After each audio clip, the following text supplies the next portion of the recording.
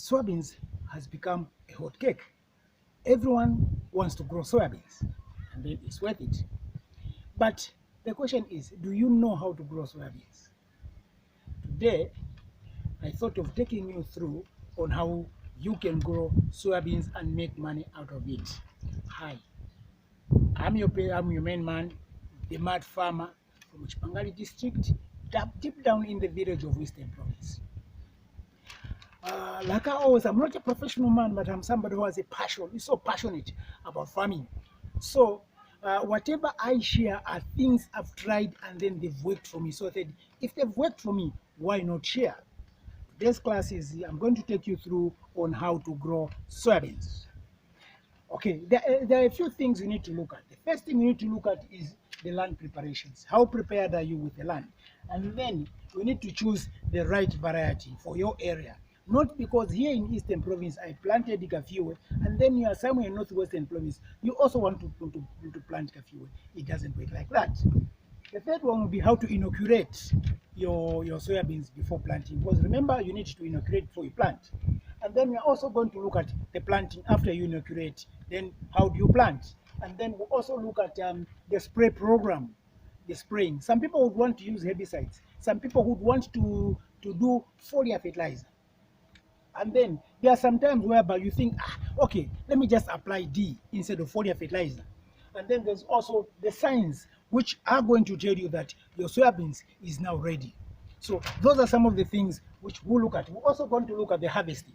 Okay, after harvesting, storage. You've harvested, how are you going to store it? Because if you're not careful, you may end up losing everything you've done. And then we're also going to look at the marketing. Yes, you've done the harvesting, you've got so many bags. Now, keeping them in your home is not going to help. You need to look for market. So these are some of the things we are going to look at today. So the first thing we need to do is we shall start with seed variety. Let's look at the seed variety. Which area are you? Which area are you? That is going to help you out in actually looking for the right seed. For example, I'm in the Eastern Province of Chipangali. Me planting dinner would be a bad idea because of the rainfall pattern. But those who planted last season, they were okay because we had a very good downfall. Okay, very good rain season. But this year, I was looking at the how the rains will be with the compliments of the Zambian Meteorological Department. From according to what they are saying, in Eastern Province, we just need to plant Kafiwe. Okay, Northern Wapula, instead of you planting dinner, you will need to plant Kafiwe because of how they've explained. I hope you saw the weather forecast for this year. I had a look at it, and then I went through it, I studied it, and then from the little knowledge I got from there, it's like we have challenges in Northern and Wapula province in as far as the rains are concerned. Okay, and then this time around, if you are in Southern Province, Western Province, Northwestern Province, bingo, this is your year. According to what I saw from the Zambia Meteorological Department, you are going to have normal or above normal rainfall, meaning that you can also plant a dinner, you can plant Kafiwe, you can plant Lukanga, you can plant Magoye. Lusaka as well, according to the Meteorological Department, is also going to have a good rainfall pattern, meaning that you can either plant dinner or you can plant Kafiwe. So you look at the seed variety from your region. From there, it's going to help you out. So that's how you pick your seed variety. Check your region first and then choose the seed. Okay. Let's also look at now. Let's go up now to land preparations. How do you prepare land for soybeans? Land preparation for soybeans is a bit different with land preparation for maize. Okay, with the soybeans, between rows, this is supposed to be 45 to 50 centimeters between those lines. And then between stations, supposed to be 5 centimeters, 5 centimeters somewhere there. 5 centimeters somewhere there. That's how you plant. And then that's how you prepare your land. First of all, do your lines. If you want to do ridges, do your ridges. If you want to do reaping, though I prefer ridges because I prefer reaping because reaping will give you a good plant population. So how you do your ridges, you get your cows, there's what we call a reaper. It will just make a lines. Like if you go on my Facebook page, I think I posted something like a reaper where you actually put your seeds in there. So that's part of land preparation. You prepare where are you going to do your farming. Which method are you going to use? Are you going to use reaping or are you going to use ridges? These are some of the things you need to look at in as far as land preparation is concerned. Okay, we are done with that. Now, yes, we've prepared the land. We have the seed with us. Now, how do we plant? Before you plant any soybean seeds, it's important to do the inoculation. What is to inoculate? To inoculate is to actually introduce some sort of an enzyme, or let me say what I don't know what term I can use. Some sort of introducing some sort of a bacteria to your seed, so that it also acts as fertilizer. It helps your plant grow. Okay, that's the way it works. That's what it means to inoculate. How does inoculant look like? It's different, but most of the inoculant I've seen around is actually black. Okay, and then how do you do that? How do you inoculate your seed? The first thing you need to do is you need to have sugar, water, and a bottle, an empty one. Okay, so what you need to do, sugar is actually basically a sticker. Okay, it doesn't do anything. It's just a sticker to help the inoculant stick to your seed. Okay, if you've got any other sticker you can use, but the cheapest one is sugar. So what you need to do is you get a bottle, that's a bottle of Coca-Cola, 300 mils. You get 3 tablespoons of sugar. You mix sucrose. You know, we used to call it sucrose when we were at school. You see, and then once you mix that, you get a bottle and empty. You put water. Get a bottle, you put water, you add sugar, and then you shake. Okay, after shaking, this thing will be highly concentrated. Now, the way you mix the inoculant and the seeds, what you do is you don't get the whole 50 kg bag, because inoculant, when you use inoculant, when you use inoculant, what happens is the remaining ones you cannot plant the following day. You have to mix the seed and use everything per many apple. Unlike whereby you mix today, you plant tomorrow, that's not acceptable, because those things will die. Okay, so what you need to do is, once you have this now, that one will give you 10 kgs of seed. So from your 50 kg bag, you just get 10 kg, you put it in your bucket, and then you get this solution. You actually pour in your 10 kgs of soybeans. The reason why we get 10 kg of soybeans, we want to be inoculating bit by bit, so that whatever we inoculate, we finish planting. Okay, we cannot inoculate today and then plant tomorrow.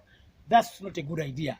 So once we do that, we mix in the bucket, we get inoculant. Now 3 tablespoons of inoculant, we put in the same bucket, we mix thoroughly. After that, now we start planting the seed. Okay, after doing the thorough mixing, you start planting the seed. How do you plant the seed? It depends, like I said. If you use the reaper, you have to semi-broadcast. In these videos to come, I think I'll show you. You have to semi-broadcast how you mean the planting. You see, in a line.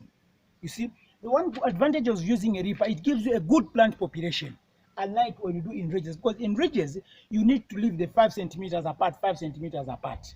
Okay, remember, planting of soybeans, you need to be around. It's a good idea. You need to be, or somebody you trust, so that they give you a good planting, a good plant population. So that's that about planting. With planting, again, with the soybeans, it's a bit lazy. Okay, so when you plant, you don't have to cover it too much, because soybean is lazy. It won't come out. It will germinate down there, but coming out, it will be a problem. So you just have to put just a small layer of soil on top of your soybeans seed. So now we are done with this one. So for soybeans to germinate, it will need about 3 to 5 days. It will actually come out. Okay. Then once it comes out, there's what we call a spray program. It's up to you if you want to use the foliar fertilizer. Okay. But before we go there, there's also what we call decompound, putting fertilizer like a decompound. When planting, there are 2 ways of doing it. If you want, you can actually apply fertilizer, the decompound fertilizer, at planting. How you do it is you first put your D, you cover a bit, and then you put your seed on top, because the seed and the fertilizer, they are not supposed to mix, because once that happens, your seed will not germinate. So now, that is if you want to put your fertilizer there. If you want, you can wait until they come out. After 3 to 5 days, you come and put your D, just for the root formation and for the stock to be very, very strong. You can actually apply your D compound. Now, let's get back to your spray program. There are two types of spraying. You can either spray for herbicides, and then you can spray for foliar fertilizer, soluble. So what it is if you want to use that as for herbicide, there are actually two ways of doing it again. If you want, especially in Reaper, you can make your lines, even if there are there's grass there. You can make your lines and then plant. Immediately after planting, you can use a non-selective herbicide. Non-selective non-selective weed killer. This weed killer is going to kill anything green. Remember, your seed is down there, so you need to cover it properly if you are going to use this method. You are going to plant and then spray your weed killer. Okay, it's very fast and effective, and then anything green will die, and then your seeds, as the weeds will be dying, your seeds will be coming out. This is also one of the perfect ones. But you cannot do Reaper in a virgin land. You see, you can, but it's a bad idea to do reaping in your virgin land. The best you can do, if you are doing it in your virgin land, actually do the tilling of the ground and then do your lines. Okay, you can. I mean, you can do reaping. That is, as long as you actually first of all you till your land, and then you can come and make your reaping lines. So that's that about the spraying, about the weed killer, the non-selective. Now let's get back to the foliar fertilizer. Soluble is actually the best, especially if it's got boron in it. So what it is you spray your foliar fertilizer, the vegetative one, between your soybeans between 5 to, when they have got 3 to 5 leaves, you start spraying. Meaning that this program you'll be actually be spraying every 14 to 21 days. Any of the days, 14 to every 21 days or every 14 days. It's up to you which one you prefer. This one is going to give your plants a very vegetative look. Then they'll be growing very healthy. And then once you see the flowers start appearing, you need to start giving your plant the fruits and flower sprayer, the foliar fertilizer, the fruits and flower. You need to start spraying until when all the flowers are gone. Now you can stop. By then your plants will actually reach the maturity level. Now let's get back to the selective, the weed killer, the spraying. We are still on the spray program. Remember, we've actually told you one way, the non-selective. Now let's go to the selective one. The selective one is how you apply it. The moment that you see the weed starts to appear, now you get your selective weed killer. There are so many of them. There's a Snomagugu, there's, I don't know, there are so many of them. You get that, and then you spray. Okay, that Snomagugu, the liquid one, it doesn't come alone. You need to buy something, or it is just an example. That's an example. Okay, I'm not saying go and buy Snomagugu, but Snomagugu is actually the best.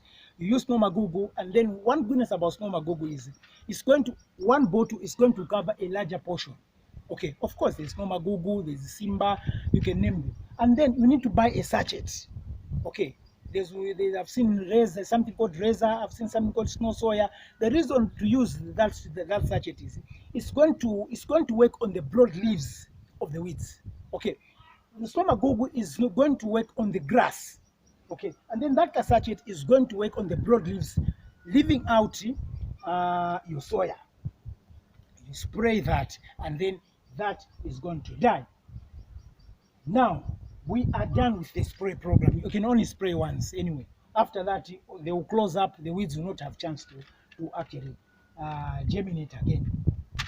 It takes about 60 days, 60 to 70 days to reach maturity. Okay, so it doesn't mean you can harvest at 60 days. No, You need to wait for it to dry. That's why, like Kafue will give you 100 to 110 days. So the rest, the remainder, will just be for drying.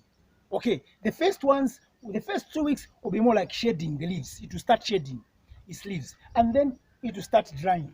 So that's how it comes to all that. So now, those are the signs to show that now your crop is now getting ready. Now, once you do that, harvest time, everything will actually be brown. Once they are brown, you can see I posted one of my videos, I think last season. They'll be brown, and now you do the picking. Most people will tell you that some soybeans here it shatters in the field. I disagree with that, because I've grown so many varieties. I've grown Spike, I've grown Kafue, I've grown Dina, and I've never had challenges in any of them. It's just that some people are lazy. They want to go to the field to go and uproot or to go and harvest this time. Instead of you starting off around 0.5, by this time you're back, you've uprooted, you have harvested, and then they're on the sun drying, readiness to be beaten for harvest. So the best time you can do it to uproot your soybeans is very early in the morning, between 0.5 and 0.9 hours, because as you can see, it's quite hot this time around. It will start shattering, or late in the evenings, but that will give you a challenge. Now, let's come to soil storage. How you store soya? Make sure there's no contact between soya and any waters, be it the rains and stuff like that. There are some times whereby you harvest when it's still raining. You get them, you put them in the shade for storage, and then that way you will see that you actually be able to store it nicely and look for market. Coming to marketing, you don't have to even to market soya. Market will actually allocate you. Soya beans has got business. The last season, it ended at 12 kwacha per kg. That's too much money. The government was buying at 500 kwacha per 50 kg. The briefcase buyer were buying at 600, 550. So that's that about the production of soybeans. Believe you me, soybeans, you never go wrong. This season, Zambians, take advantage of this, because I think you've seen. Have a look at the weather pattern for this season. I think Zambia Meteorological Department have actually released the weather forecast for this. So, Southern Province, Western Province, Lusaka, Northwestern, parts of Eastern Province, Ponyanko Nzeru. This is your time to make money, because what is going to happen is you guys will have plenty of rains. You have plenty of rains. The members this time around, they have challenges, meaning that take advantage, plant soybeans, plant beans, because most of the beans comes from the northern province and from Kwacha Marundas. And then if you look at the weather forecast for this year, I was having a look at it last night. It's showing that they will have some challenges in the rains. So they will, of course, they will cultivate and grow, but they will have that challenge, meaning that you in the southern province, eastern province, Lusaka province, parts of the Copper Belt, western, northwestern, you guys grow plenty of beans so that you can make more money, because those guys that side will have a challenge. Western province, take advantage of this season. According to the weather forecast, it shows that you guys will have plenty of rains, meaning that plant a lot of rice. Plant a lot of rice, because you make money. Because this time around, we have challenges with chama rice. You see, so take advantage. As a farmer, take keen interest when the weather forecast is released. Take keen interest, study, see what you can do. Lusaka people, Southern province, Eastern province, Western, grow more groundnuts, because some countries will experience, I think you've seen, they were below rainfall pattern. They may plant, but they will not yield as they expect, meaning that your groundnuts will be on demand. So plant, take advantage of this season, and then grow more food. Don't just sit, take interest, look for that that bulletin. Check, it will able to guide you. I was looking at it last night, and this what I came out with. So what you need to do is take advantage of the soybeans, take advantage of the dry beans, my beans. Okay, take advantage of the sunflower.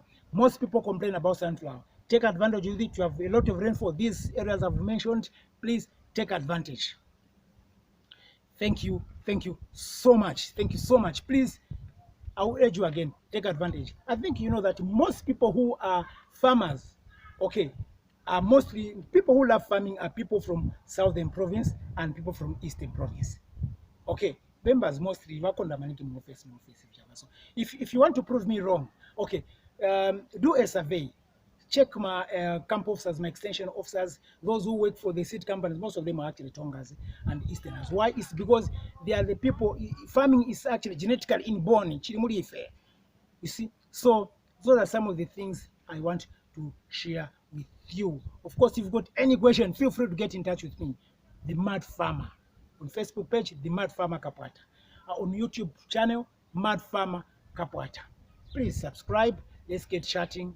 If you've got any question, there's always somebody watching for the first time. My numbers are the same: 0977 851196, 0977 851196, 0966 987051, 0969870551. Remember, farming is a business. If you've got any question towards what we have discussed, I might have forgotten one or two things, please feel free to ask me that question. And please, when you get in touch with me, please avoid greetings. Hi, how are you? Avoid that. If you want to do that, just go straight to the point. Hi, Magnus, how are you? We go straight to the point so that we actually we waste too much time with greetings.